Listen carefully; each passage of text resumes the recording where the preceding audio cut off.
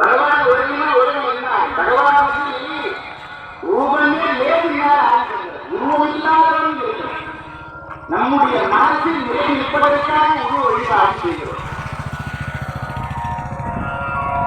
பகவான் பள்ளிகொண்டு இருக்கிற இடத்திலே தலைப்பட்ட ஒரு ஆசனம், கால்பட்ட ஒரு ஆசனம் இருக்குது.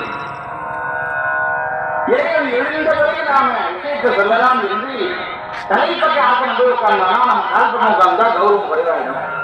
என்னதான் பகவான் இருந்தாலும் 56 நாட்டுக்கு இருக்கணும். பேர் ராஜாதி ராஜமாத்தாந்த ராஜ மாமன்னன் நான் சக்கரவர்த்தி என்ற எண்ணத்தோட போய் அமர்ந்தான்.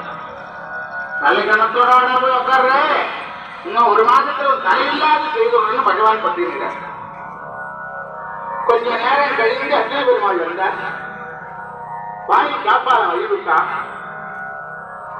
பகவான் உறக்கத்தில் இருக்கிற நிகழ்ச்சியை அர்ஜுனன் பார்த்தார்.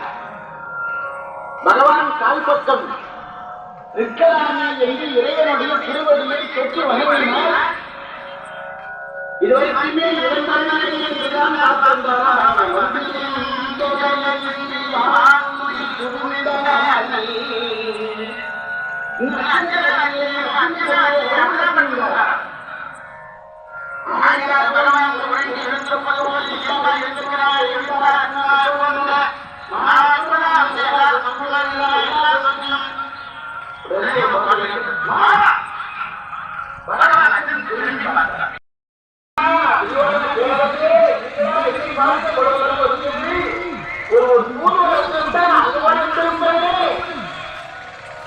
என்று பகவான் எழுந்து நந்தன ஆறாடி துரியோதன பாராட்டுறார். அளவடந்து பேசுறார். ஏன் அவனை ஏமாற்றி அனுப்ப போறார். பகவான் ஏமாற்றிட்டார் என்ற செய்தி அவனுக்கு தெரியப்படாது. அதனாலே புகழ்ந்து பேசினார். 2 பேரையுமே பகவான் அருகில் அமர வைத்துக் கொண்டு 2 பேரும்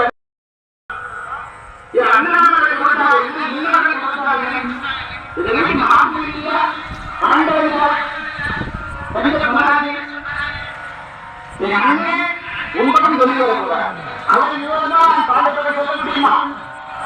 எங்களுடைய யாதவர் படை ஒருபுரோடி படை உனக்கே துணையாக வர தயாராக இருக்கிறது துரியோதனன். யாதவர் தலைவன் யாதவர் படை தலைவன் திருதவண்ணா உனக்கே யுத்தத்துக்கு துணையாக வரப்போகிறார். அண்ணா 16 கடற்படை ஆயுதத்தை தூக்கி தொடர்ந்து வைப்பாரானால் 1 லட்சம் பேர் வந்தால் வெல்ல முடியாது. அச்சேற்பட்ட அவரே உண்மைக்கு வரப்போறார் என்று தொடர்ந்து சொல்ல துரியோதனை மகிழ்ச்சி கடலிலே மூழ்கினார். ஆனால் துரியோதனா நீங்க அர்ஜுனனுக்கு தியாகத்தை பத்தி அங்க ஆட்சேபனை இல்லை. ஆயுதம் எடுத்து சண்டை செய்யாம இருந்தா மகிழ்ச்சி. அப்படியே அவசியம் துரியோதனை மகிழ்ச்சி. அர்ஜுனன் காதுல பகவான் கேட்டான், என்னப்பா